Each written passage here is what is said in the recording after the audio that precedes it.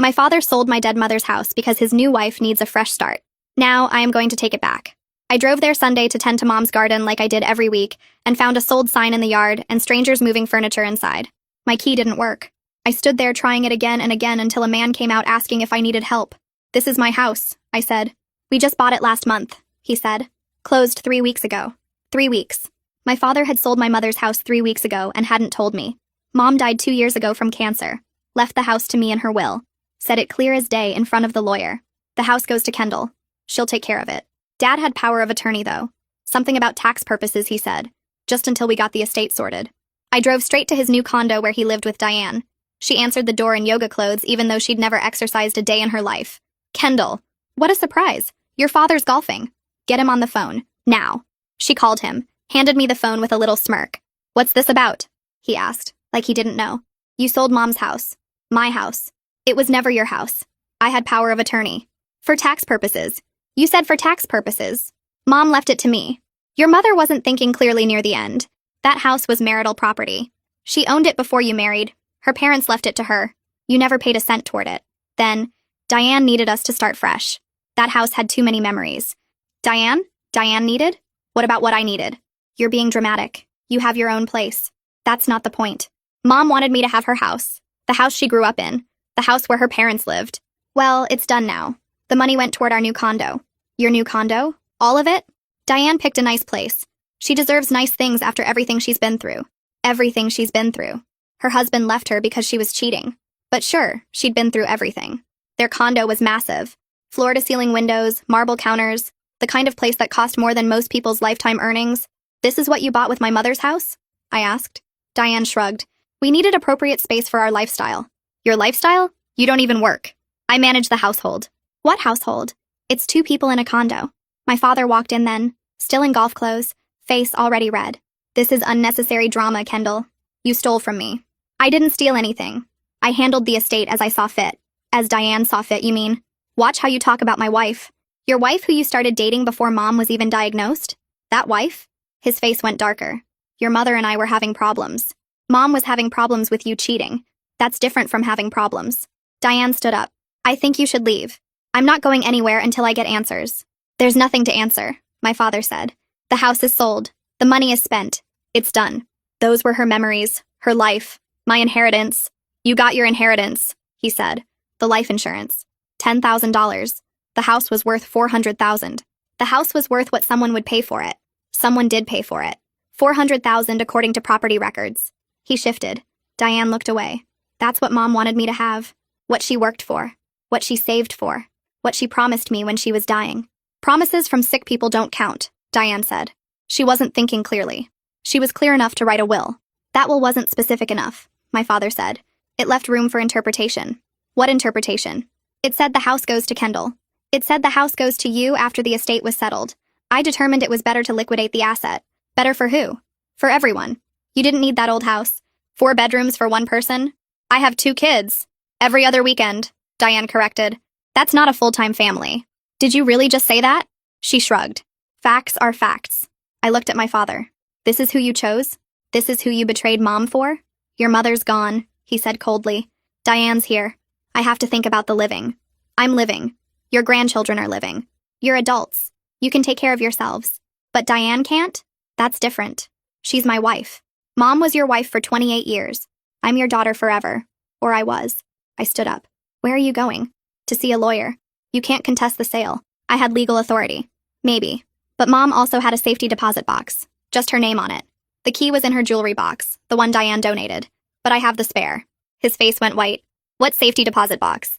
I didn't answer. I walked out and drove home with my hands gripping the steering wheel so tight my fingers went numb. Sleep didn't come that night. I sat at my kitchen table staring at the spare key Mom had given me years ago. The small brass thing that might be the only proof I had left. Monday morning I was in my car before sunrise. The key in my jacket pocket where I kept touching it to make sure it was still there. The bank opened at 9 and I was parked outside at 8:45, watching the employees unlock the doors and turn on the lights.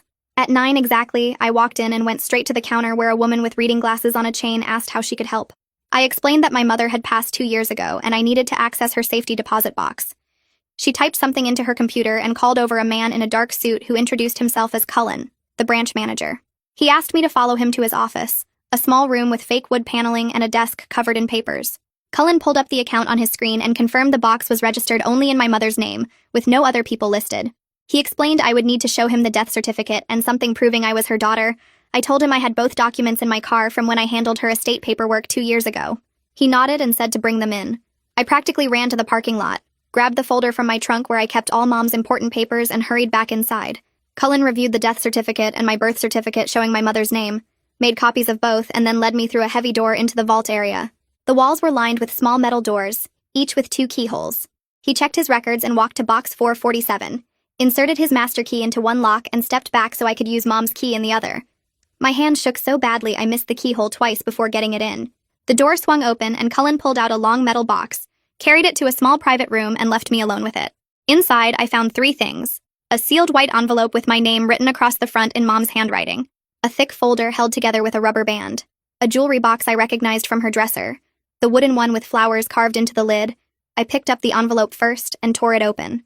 Mom's letter was 3 pages long, written in the shaky handwriting she had near the end. She wrote that she knew Dad was cheating with Diane and she suspected he would try to take the house after she died. She said she gathered all the proof she could find and put it somewhere safe for me. She told me to fight back if he tried anything, that the house was mine and she wanted me to have it for my kids. She said she was sorry she couldn't stop him while she was alive, but maybe she could help me after the letter ended with her telling me she loved me and to be strong. I had to stop reading twice because the words got blurry. When I opened the folder, the first thing I saw was a copy of the house deed. It showed the property was transferred to my mother alone from her parents 26 years ago, 3 years before she married my father. There were property tax records going back 2 decades with only Mom's name on them, bank statements showing mortgage payments coming from an account with just her name, a letter from her parents' lawyer dated from when they died, confirming the house was their gift to their daughter and her alone, with no claim from any spouse. Mom had documented everything. The next document made my chest feel tight. It was a notarized statement dated 3 months before Mom died. In it, she declared she was of sound mind and wanted to make her wishes clear. The house at the address where she lived was to go to her daughter Kendall upon her death. It was not to be sold. It was not to be given to her husband. It was not to be used to pay any debts. It was Kendall's inheritance. Period. A notary public had signed it along with 2 witnesses I didn't recognize. This wasn't just a will that could be interpreted different ways. This was Mom stating exactly what she wanted in the clearest possible terms. I opened the jewelry box and found 3 rings inside. Mom's wedding ring from her first marriage before Dad, a simple gold band. Her parents' matching wedding bands, worn thin from decades of wear. Under the rings was a folded piece of paper. Mom's note said these rings should go to my children someday as family heirlooms, pieces of their grandmother and great-grandparents to remember where they came from. She wrote that Diane should never touch them. I took out my phone and photographed every page of every document, making sure the images were clear and readable. Then I asked Cullen if the bank could make copies. He said they had a copy machine I could use and led me to it. I copied everything twice, put 1 set in my purse and 1 set in my car, then returned the originals to the metal box. Cullen suggested I might want to add my name to the box access list. Now that I knew about it, I said yes immediately and filled out the paperwork. Back in my car, I searched online for estate lawyers and found someone named Alicia Morris, with good reviews and a website that mentioned helping families with inheritance disputes. I called the number and got her secretary. Explained it was urgent about a property sale that shouldn't have happened. The secretary put me on hold, came back and said Alicia could see me at 2 that afternoon if I could make it. I said I would be there. I had 4 hours to kill, so I drove to a coffee shop and sat there going through the photos on my phone over and over, reading Mom's letter again, looking at the notarized statement. This was real proof. This was evidence Dad had no right to sell that house. At 1:30, I drove to Alicia's office, a small building downtown with her name on a brass plate by the door. The secretary led me to a conference room where Alicia met me, a woman in her 50s with gray hair and sharp eyes. I spread all the copied documents across the table and told her everything. How Mom died 2 years ago. How Dad had power of attorney supposedly for tax purposes. How he sold the house 3 weeks ago without telling me. How he spent all $400,000 on a condo with his new wife. How I just found Mom's safety deposit box with all this proof. Alicia put on reading glasses and went through each document slowly, making notes on a legal pad. When she finished, she looked up at me and said I had a strong case. The house was clearly Mom's separate property from before the marriage. The notarized statement showed Mom's explicit wishes. Dad's power of attorney was supposed to be used in Mom's best interest, not his own. Selling the house against Mom's stated wishes and keeping all the money could be a violation of his duty. She said the word could very carefully, then explained this wouldn't be simple or fast. Father would argue the power of attorney gave him complete control over estate decisions, and proving he acted in bad faith instead of legitimate management would require showing he put his own interests ahead of Mom's clear wishes. Alicia tapped her pen against the legal pad and said courts usually give wide authority to people with power of attorney, so we needed rock-solid evidence that he violated his duty on purpose. The notarized statement helped, but Father's lawyer would claim Mom changed her mind later, or that selling was better for the estate even if Mom disagreed. We had to prove Father knew exactly what Mom wanted and sold the house anyway, just to benefit himself and Diane. Alicia asked if I wanted to pursue this, knowing it would cost money, take months, maybe years, and destroy any remaining relationship with Father. I looked at the copies of Mom's letter spread across the table and told her the relationship was already destroyed the moment he sold that house. She nodded and said she had a partner who handled these exact cases. Lorraine Morris specialized in probate disputes where family members abused power of attorney or stole inheritances. Alicia called Lorraine's extension and explained the situation while I sat there feeling my heart pound. Lorraine said she could meet us tomorrow morning at 9 to go over strategy. I left Alicia's office with a stack of paperwork to review and a sick feeling in my stomach about what came next. The next morning, I drove back downtown and met both lawyers in the same conference room. Lorraine was younger than Alicia, maybe early 40s, with dark hair pulled back and eyes that looked sharp and focused. She had already reviewed all the documents Alicia sent her and started talking through our options before I even sat down. Our strongest approach was demanding the sale be reversed completely, or forcing Father to pay me the full $400,000 plus extra money for emotional pain and all the legal costs. She said this kind of lawsuit would take everything that was left between me and Father and burn it to the ground. There would be no going back, no family dinners, no pretending things were okay. I told her that relationship died when he sold my mother's house and spent the money on a condo with his mistress. Lorraine looked at me for a long moment and then said good, because we needed that anger to get through what was coming. She explained Father's lawyer would try every trick to make me look bad, drag up anything from my past, question my relationship with Mom, suggest I was just greedy and dramatic. They would paint Father as a responsible man making hard choices about a difficult estate. We had to be ready to fight back with everything we had. Within the week, Lorraine filed the lawsuit at the county courthouse. The complaint listed breach of fiduciary duty, conversion of assets, and fraud. Reading the legal language felt surreal, seeing my family drama spelled out in formal terms with numbered paragraphs, and whereas statements, a process server delivered the papers to Father at his condo on a Thursday afternoon.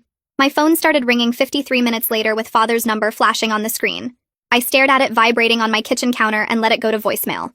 He called again. Then Diane called from her phone. I turned the sound off and watched the missed call notifications stack up. The voicemail he left was 2 minutes of him screaming about how ungrateful and dramatic I was, how I was destroying the family over money, how Mom would be ashamed of me. I saved it and sent it to Lorraine. She called me that evening and said she was sending a formal letter to Father and his attorney. All communication had to go through the lawyers now.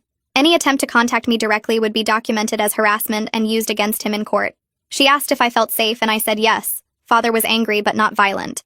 She said to call her immediately if that changed. The letter went out the next morning by certified mail. Father tried calling twice more that weekend and then stopped. The silence felt worse somehow than the angry calls. 2 weeks later, Lorraine forwarded me a motion to dismiss filed by Father's new attorney, someone named Dashiell Cannon, who worked at a big firm downtown with glass walls and expensive art. The motion argued Father had complete legal authority through the power of attorney, and Mom's will wasn't specific enough about timing or conditions for the house transfer. It claimed I had no grounds to sue because Father acted within his legal rights as a state administrator. Dashiell's writing made Father sound reasonable and responsible, while making me sound like an entitled daughter who didn't understand how estates worked. Reading it made my face hot with anger. Lorraine and Alicia spent the next week preparing our response. They attached Mom's notarized statement showing her exact wishes, and the deed documentation proving the house was separate property that Father never owned. Their response brief laid out how Father violated his duty by selling property. He knew Mom wanted me to inherit and spending all the money on himself. They argued the power of attorney was supposed to protect Mom's interests, not give Father permission to steal from her estate. The judge reviewed both motions and denied the dismissal. The case would move forward with a hearing date set for 3 months out. And then 3 months felt like forever when I just wanted this resolved. Charlotte called 2 days after the judge's decision. We had been divorced for 4 years and kept things civil for the kids, but this was the first time we had talked about anything besides custody schedules in months. Charlotte had heard about the lawsuit from mutual friends and wanted to know how it affected our children. We talked for almost an hour, tense but not hostile. I explained I was trying to get back what Mom left me, and Charlotte said the kids had been asking questions about why they didn't see Grandpa anymore. We agreed to keep them out of the details as much as possible while being honest that grown-ups sometimes have serious disagreements. Charlotte offered to be flexible with the custody schedule if I needed time for legal appointments, and I felt grateful for that small kindness. The legal bills started arriving in my mailbox every 2 weeks. Alicia and Lorraine charged less than the big firms, but it was still $300 an hour for their time. The first month cost me $4,200. The second month was $3,800. I had maybe $6,000 in savings, and it was disappearing fast. I took out a loan against my car, using it as collateral for $15,000 at an interest rate that made me wince. At work, I asked for every extra shift available, covering for people on vacation and working doubles on weekends when the kids were with Charlotte. My body ached from the extra hours, but the paychecks helped cover the mounting costs. I started eating cheaper meals and canceling subscriptions I didn't need. Everything went toward keeping the lawyers working. Father's attorney sent discovery requests that landed in Lorraine's office like a bomb.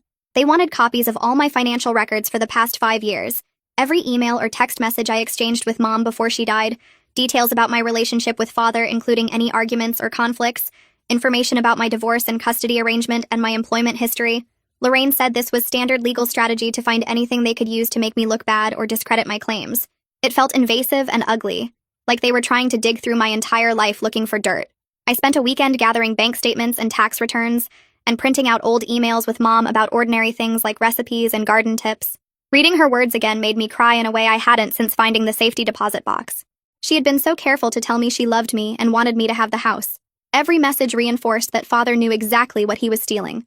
Alicia and Lorraine prepared our own discovery requests that week, asking for every document related to the house sale, including the purchase agreement, closing statements, and title transfer records. We requested Father's bank statements showing where the $400,000 went, and copies of any emails or text messages between him and Diane about the property from the year before Mom died. Until now, the requests went out through certified mail, and Father's attorney had 30 days to respond. Lorraine said they'd probably fight it and try to limit what they had to turn over, but the judge would force them to produce the basic financial records at minimum. I felt a small surge of power knowing we were making Father account for his actions instead of just accepting what he'd done. 2 weeks later, Lorraine called saying Andre had found something interesting in the public property records. The sale had closed for $400,000 according to the buyer's documents and the title transfer, but Father had reported the sale price as $350,000 on some tax forms Andre found. Either Father was committing tax fraud by underreporting the sale price, or he'd hidden $50,000 somewhere that didn't show up in his financial disclosures. Andre kept digging through county records, mortgage databases, and property transaction histories, looking for where that money might have gone. He found something else that made my stomach turn. Father had taken out a home equity line of credit against Mom's house 6 months before she died, borrowing $50,000 that he never mentioned during the estate settlement. The loan documents showed Father as the borrower, even though the house was solely in Mom's name, which Andre said was possible if Father had power of attorney at the time. Mom probably never knew about the loan. She was in the middle of chemotherapy then, too sick to pay attention to financial paperwork. Father had used her illness and his power of attorney to steal from her while she was dying. I sat in Lorraine's office staring at the loan documents, my hands shaking with rage. This wasn't just about selling my inheritance anymore. Father had been systematically robbing Mom for months before her death, hiding debt against her property, and probably lying about where that borrowed money went. Lorraine explained this strengthened our case significantly because it showed a pattern of financial misconduct, not just one bad decision about selling the house. Father had been secretly borrowing against Mom's property, failing to disclose the debt during estate settlement, and now we could prove he'd potentially committed fraud in reporting the sale price.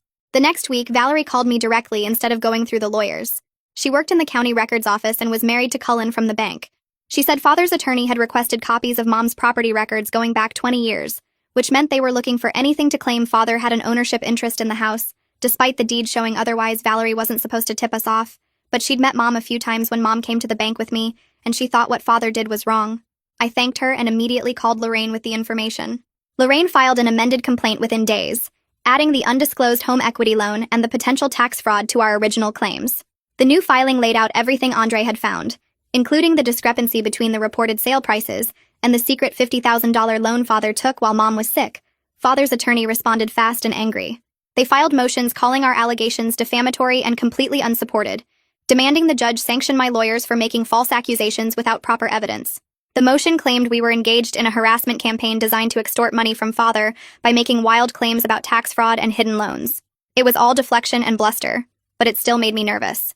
The judge reviewed both sides' filings and denied the sanctions motion at a hearing I didn't have to attend. Lorraine called me after with good news and bad news. The good news was the judge found our allegations serious enough to warrant investigation and discovery. The bad news was the judge ordered us into mediation before the main hearing, saying both sides needed to try settling this without a full trial. The mediator assigned to our case was named Carmela Fisher, someone Lorraine said had a reputation for being firm but fair. I had my regular weekend visit with my kids that Friday. They asked why I seemed stressed and tired, noticing more than I wanted them to. I kept it vague, just saying I was dealing with some grown-up legal stuff about Grandma's house that was taking up a lot of my time and energy. They seemed satisfied with that answer and didn't push for details. We spent the weekend doing normal things like going to the park and making pancakes, and I tried to be present with them instead of obsessing over the case. When Charlotte came to pick them up Sunday evening, she pulled me aside while the kids gathered their stuff. She said if I needed more flexibility with the custody schedule for legal appointments or just to deal with everything, she was happy to work something out.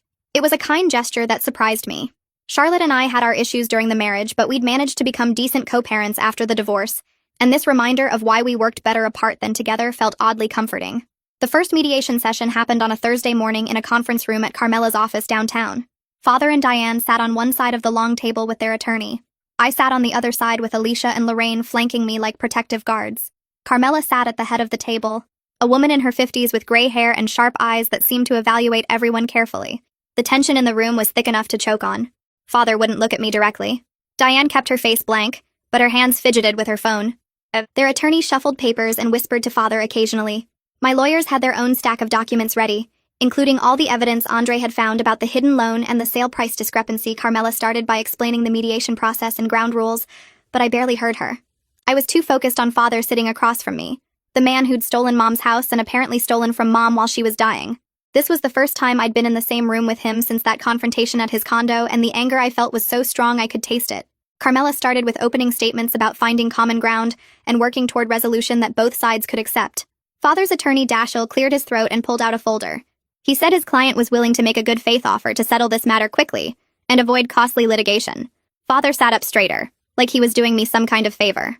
Dashiell slid a paper across the table showing $75,000 as the settlement amount. He said this was generous considering I had no legal entitlement to the property, and Father had acted within his authority as power of attorney. The number hit me like a slap. $75,000 from a $400,000 house, less than 20% of what Mom wanted me to have. I looked at Lorraine and shook my head before Dashiell even finished talking. I said no, absolutely not. That offer was insulting and we wouldn't even consider it. Father's face got red and he started to say something, but Dashiell put a hand on his arm to stop him. Alicia opened our folder and slid our counteroffer across the table. $400,000 for the full value of the house plus $50,000 in damages and legal fees. Total of $450,000. Dashiell laughed.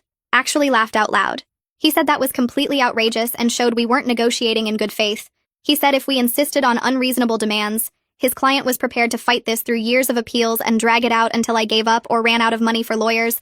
Lorraine stayed calm and said our demand was based on the actual value of the property that was wrongfully sold, plus compensation for the emotional harm and legal costs Father's actions caused. She said we had documentation of everything and were confident a judge would see it our way. The room got tense and quiet. Diane was typing on her phone like she wasn't even paying attention. Father kept shifting in his chair and wouldn't look at me.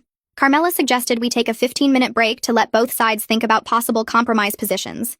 She said sometimes stepping away helped people see solutions they couldn't see in the heat of the moment. Everyone stood up and I headed for the hallway to get some air and clear my head. Alicia went to make a phone call and Lorraine stayed in the conference room reviewing papers. I was standing by the window looking out at the street below when I heard footsteps behind me. Diane appeared next to me with her arms crossed. She said I was being selfish and destroying Father's happiness over money. She said he'd worked hard his whole life and deserved to enjoy his retirement without his daughter dragging him through court and making him look like a criminal. The nerve of her saying this to me, the woman who slept with my mother's husband while Mom was dying, was unreal. She kept going, saying I should think about what this stress was doing to Father's health and whether some old house was really worth tearing the family apart. I turned to face her directly and said she destroyed my mother's happiness by sleeping with her husband, so she had no right to lecture me about anything. I said she was a cheater and a home wrecker and she didn't get to play victim now that there were consequences. Diane's face went pale and then red. She said I didn't know what I was talking about and my parents' marriage was already over before she came into the picture. I said that was a lie. Mom told me everything before she died, including when the affair started. Diane stepped closer like she was going to say something else, but I felt a hand on my arm. Alicia had come back and was pulling me away from Diane. She said quietly that I needed to stop talking before I said something that could hurt our case in court. She guided me back toward the conference room while Diane stood there looking mad and shaken. Alicia whispered that I was right about everything, but we couldn't let emotions give their side ammunition to use against us. We went back into the mediation room and everyone took their seats again. Carmela asked if anyone had new positions to discuss after the break. Dashiell said his client's offer stood at $75,000, and that was final. Lorraine said our position remained at $450,000 based on the evidence we had. Carmela tried for another 20 minutes to find middle ground, but neither side would budge. Father sat there stone-faced the whole time, and Diane kept glaring at me from across the table. Finally, Carmela said she was disappointed we couldn't reach an agreement today, but she was scheduling another mediation session in 3 weeks to try again. She said both sides should use that time to really think about what they wanted and whether going to trial was worth the cost and stress. After we left the building and got to the parking lot, Lorraine said she honestly didn't expect father to budge much unless we found more leverage, or he got scared about the fraud implications Andre discovered. She said 3 weeks would give us time to dig deeper and maybe find something that would make him more willing to settle fairly. Back at my apartment that night, I couldn't stop thinking about the mediation and how father just sat there acting like he'd done nothing wrong. I pulled out the box of photos I'd saved from Mom's house before everything got donated or thrown away. Pictures of Sunday dinners around the big dining room table, Mom in her garden wearing her sun hat and gloves, the bedroom upstairs that she'd started fixing up for my kids to use when they visited. She'd painted it yellow and bought a bunk bed. So excited about having them stay over more. That room was supposed to be theirs, a place where they could keep toys and clothes and feel like they had a space at their grandmother's house. Now some strangers' kids were sleeping in that room, and Mom's garden was probably torn up and replaced with something else. The grief hit me fresh and hard, like it had just happened instead of 2 years ago. I sat on my floor surrounded by photos and cried for the first time since this whole thing started. Not angry crying, just sad, missing Mom, and missing the life she'd planned for us that father stole. My kids called at 8 for our regular Tuesday video chat. They were at their other parents' place, happy and talking over each other about their day at the school. My daughter showed me a drawing she'd made in art class. My son told me about scoring a goal in soccer practice. They asked what I'd done today, and I said I had some meetings for work, keeping it vague. Their faces on the screen, so normal and sweet and untouched by all this legal mess, reminded me why I was fighting. Not just for the money, though that mattered, but because Mom had wanted them to have something from her. She'd wanted them to inherit her house someday, to have that connection to her even after she was gone. She'd told me that specifically in one of her last conversations, saying the house should stay in the family and go to them eventually. Father took that away from them, just like he took it from me. After we hung up, I felt more sure about pushing forward with the lawsuit no matter how long it took or how ugly it got. Andre called Wednesday morning while I was getting ready for work. He said he'd tracked down more information about that $50,000 home equity loan father took out on Mom's house. The loan was approved 6 months before Mom died, right after her cancer diagnosis. Andre found credit card statements showing father and Diane took a trip to Europe that summer, staying in expensive hotels and eating at fancy restaurants. The dates matched up with Mom's first round of chemotherapy. While Mom was sick and scared and going through treatment that made her weak and nauseous, father was in Paris and Rome with his mistress spending money he'd borrowed against Mom's house. The timing made it even more disgusting than I'd thought. Andre said he had receipts and bank records proving the $50,000 was spent almost entirely on that trip and other luxury purchases for Diane. None of it went toward Mom's medical bills or house expenses like father probably claimed when he took out the loan. Andre had more. He'd been going through old bank statements I'd gotten from the estate account during discovery. He found that father opened a joint checking account with Diane just 2 months before Mom died. The account was at a different bank than the family accounts, like he was trying to hide it. Then 3 weeks before Mom passed away, father transferred $30,000 from the estate account into this secret joint account with Diane. $30,000 was supposed to pay for Mom's final medical bills and funeral expenses. Instead, father moved it into an account with his girlfriend while Mom was in hospice dying. The bank records showed Diane making withdrawals and purchases from that account while Mom was still alive. She was spending Mom's money before Mom was even gone. I felt sick reading through the documents Andre sent over. This wasn't just about the house anymore. Father had been stealing from Mom and the estate for years, hiding money and spending it on Diane while pretending to take care of Mom's affairs. I forwarded everything to Lorraine and she called me back within an hour. She said these discoveries were serious and could push this into criminal territory if the prosecutor's office wanted to pursue elder abuse or financial exploitation charges. Taking out loans against a dying person's property and moving estate money into secret accounts with a romantic partner was exactly the kind of thing that got people criminally charged, not just sued. She asked if I wanted to report it to the authorities, and I said yes without even thinking about it. Father deserved to face real consequences, not just pay money back.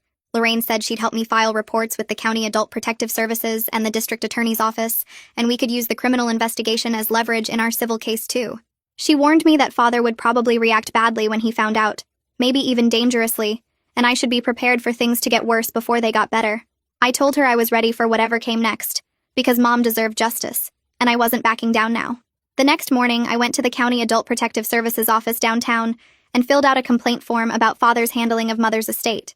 The woman who took my report looked tired and had stacks of files on her desk that reached halfway to the ceiling. She explained they would review the evidence and interview father if needed, but warned me criminal charges were much harder to prove than civil cases and took way longer to process. I gave her copies of everything Andre found about the secret bank account and the loan father took out while mother was sick. She wrote notes and said someone would contact me in a few weeks after they looked into it. From there, I drove to the district attorney's office and filed another report about possible elder financial abuse. The prosecutor who met with me seemed more interested than the woman at Protective Services, but he also warned me not to expect quick results. He said most of these cases took months or even years to investigate, and many never led to criminal charges at all because proving intent was so difficult. Still, I felt better knowing both reports were filed, and Father would have to answer questions about what he did. 3 days later, my phone buzzed with a voicemail from Father's number. I almost deleted it without listening, but something made me hit play. His voice came through the speaker, shaking and strange. He said I was trying to destroy him and Diane over a simple misunderstanding about estate management.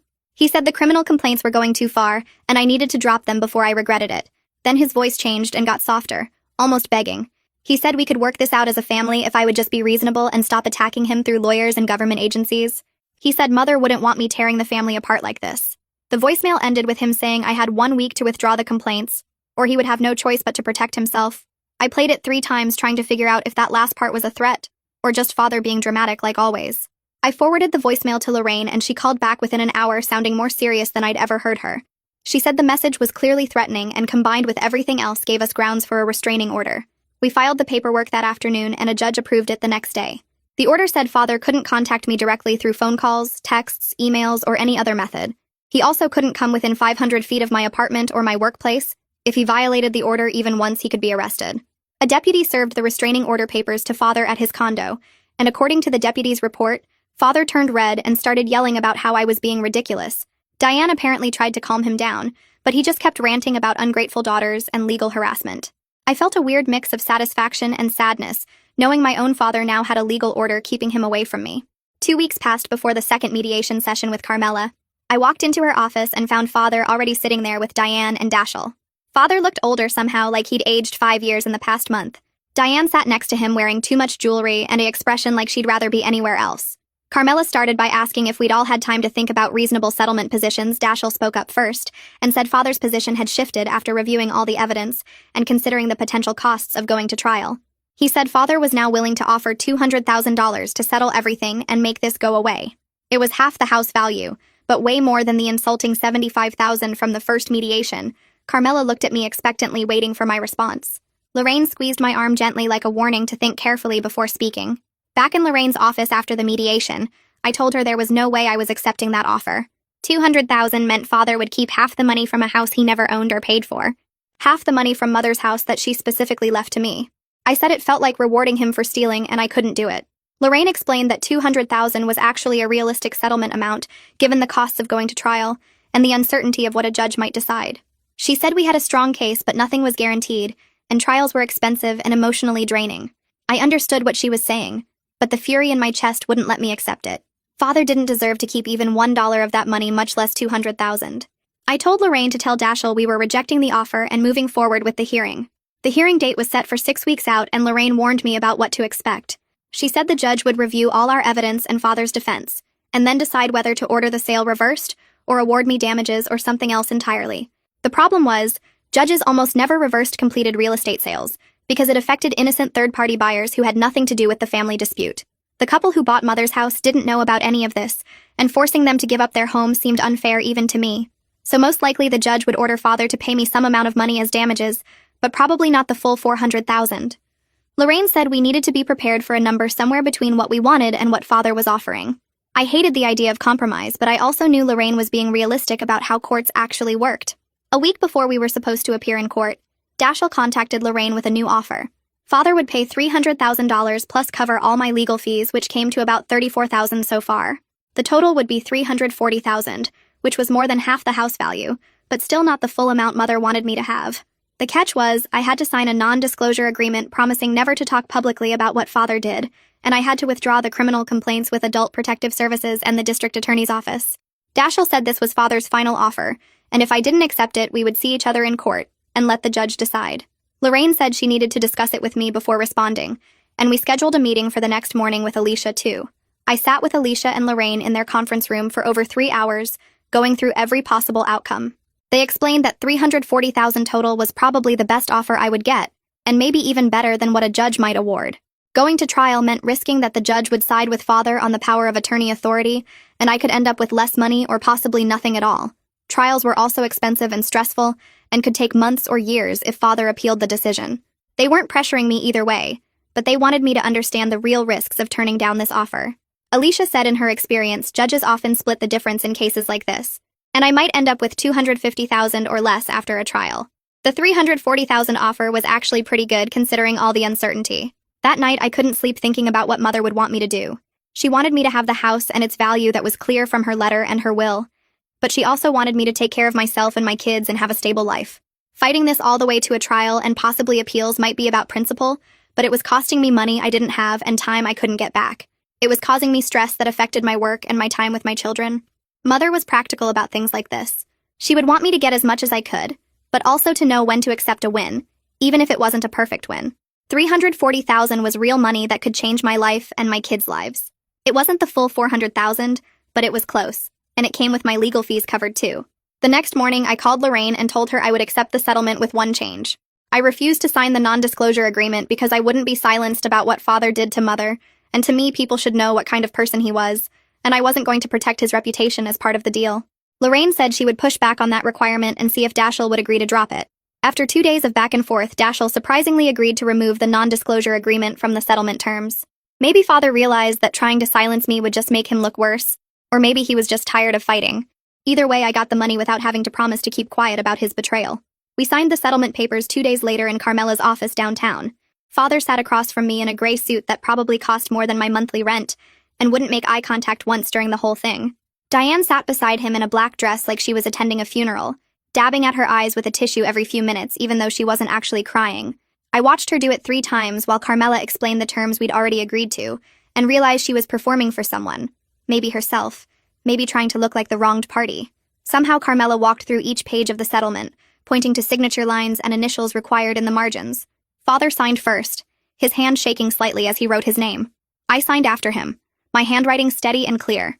Diane signed as a witness even though she didn't need to, probably wanting her name on the document that proved she'd won something. Carmela collected the papers and said the funds would transfer within 5 business days. I stood up without saying anything to either of them and walked out. The elevator ride down felt longer than the whole meeting. The money hit my account 6 days later, not 5, but close enough. I checked my banking app 3 times that morning before it finally showed up as a wire transfer for $340,000, the largest number I'd ever seen attached to my name. It wasn't the $400,000 Mother wanted me to have, but it was real money that came from forcing Father to face what he'd done. I sat in my car outside the bank staring at the number on my phone screen. Part of me wanted to feel happy or relieved, but mostly I just felt tired. This money represented 2 years of grief and 6 months of fighting, and the permanent end of whatever relationship I'd had with my father. I withdrew $200 in cash just to hold physical money in my hands and make it feel real, then deposited it right back because I didn't know what else to do with it. The prosecutor called me that afternoon about withdrawing the criminal complaint. She sounded disappointed when I explained the settlement required me to drop it. She said her office could still pursue charges independently if they wanted, since elder financial abuse was a crime against the state, not just against me. I told her I understood, but doubted they would without my cooperation and testimony. She agreed that was probably true, then said she hoped Father at least learned something from being investigated and having to pay back what he took. I thanked her for taking my complaint seriously, and hung up. Later, I got a letter from Adult Protective Services saying they were closing my case due to the civil settlement, but the report would stay on file if anyone else ever filed against Father.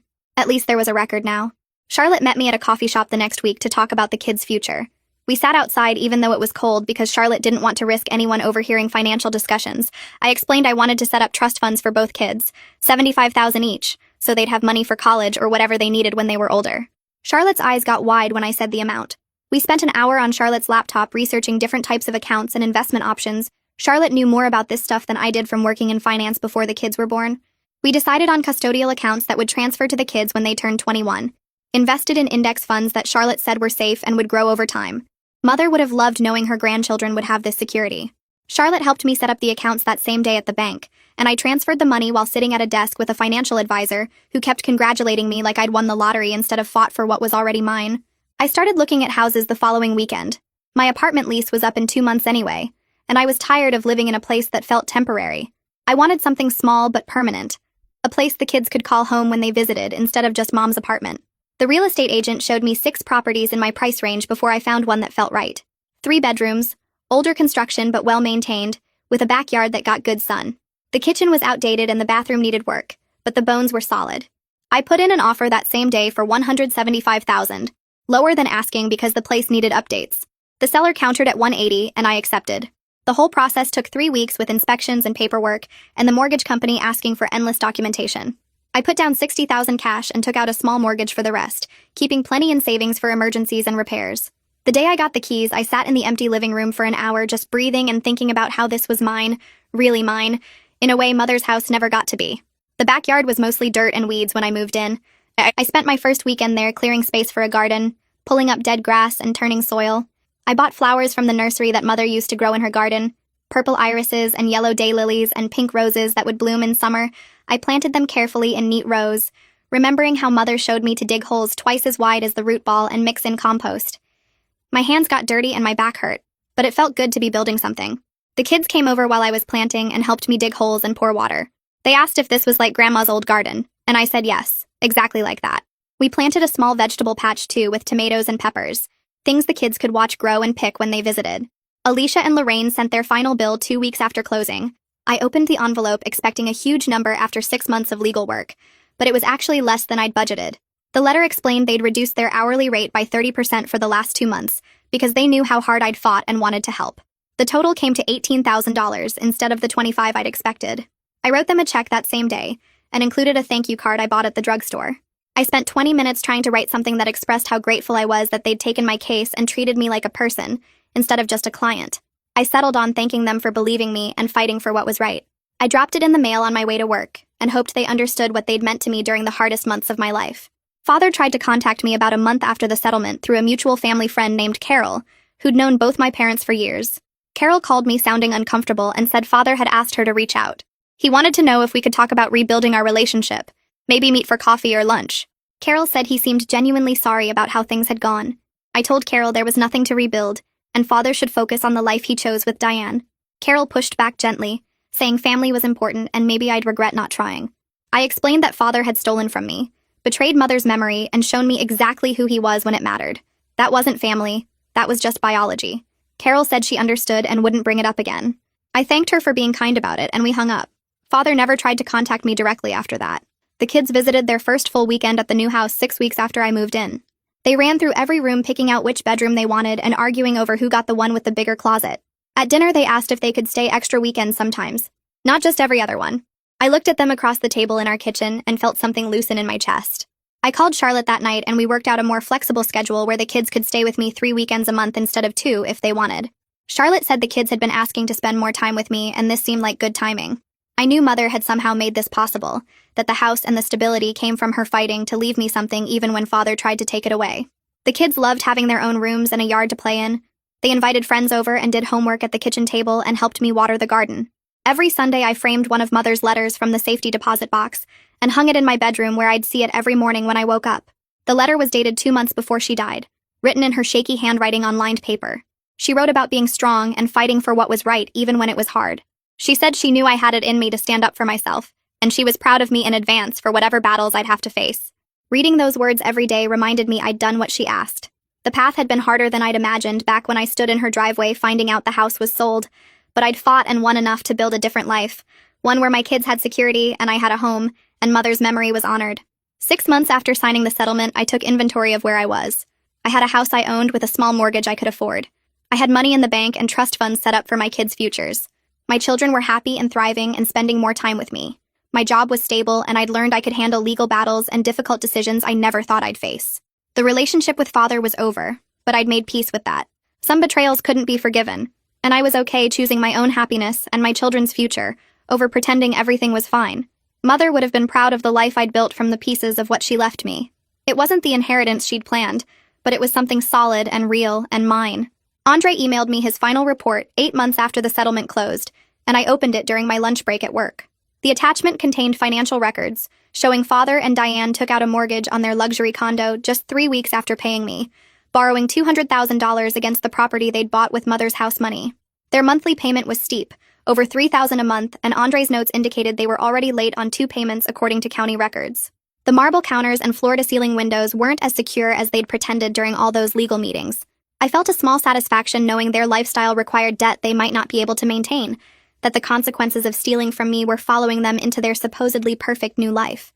I forwarded the report to Alicia and Lorraine with a short thank you message and archived it in a folder I rarely opened anymore. A month later, I saw a flyer at the courthouse while handling some paperwork for work about a local organization that helped families navigate estate disputes and elder financial abuse. The meeting was Tuesday nights at a community center downtown, and I showed up the next week not sure what to expect. 12 people sat in a circle sharing stories that sounded frighteningly similar to mine. Children whose parents stole inheritances, siblings who manipulated elderly relatives, family members who abused power of attorney for personal gain. The facilitator asked if I wanted to share, and I told them the basics about Mother's house and the legal battle and the settlement. Afterward, 3 people came up asking questions about my lawyers and how I'd gathered evidence and whether the safety deposit box discovery made the difference. I started attending regularly, and eventually the facilitator asked if I'd be willing to mentor people just starting their fights. My experience became useful in ways I hadn't expected, helping others understand what documents to request and which lawyers specialized in probate disputes and how to protect themselves during the process. One woman reminded me of myself 6 months earlier, shaking and crying while describing how her brother sold their mother's jewelry collection worth $50,000 and claimed it was his right as executor. I walked her through the steps I'd taken and gave her Alicia's contact information and followed up the next week to see how her consultation went. The 2-year anniversary of finalizing the settlement fell on a Sunday, and I picked up my kids Saturday morning for the weekend. We drove to the cemetery after lunch, and I'd brought flowers from my garden, the same varieties Mother used to grow in her yard. My daughter carried the small shovel, and my son held the watering can as we walked to Mother's headstone in the older section under oak trees. We planted purple coneflowers and black-eyed Susans around the base while I told them about their grandmother's strength. I explained how she'd fought cancer but also fought to make sure we'd be taken care of, how she'd prepared evidence and written letters knowing Father might try to take what was ours. My daughter asked if that's why we had our house now, and I said yes. Grandmother made it possible even after she was gone. My son wanted to know if he could plant flowers at our house like these, and I promised we'd start a special garden section, just for remembering grandmother life had settled into a good rhythm by then. I owned my house with a mortgage I could handle on my salary, and the kids' trust funds were growing with conservative investments Charlotte and I monitored together. My children spent 3 weekends a month with me now and brought friends over regularly, and did homework at the kitchen table while I cooked dinner. My job remained stable, and I'd gotten a small raise that helped with the bills. The relationship with Father was permanently broken, and I'd made peace with that reality. Some betrayals couldn't be forgiven, and I was okay choosing my own happiness and my children's future over pretending everything was fine. Mother would have been proud of the life I'd built from the pieces of what she left me, not the inheritance she'd planned, but something solid and real that belonged to us.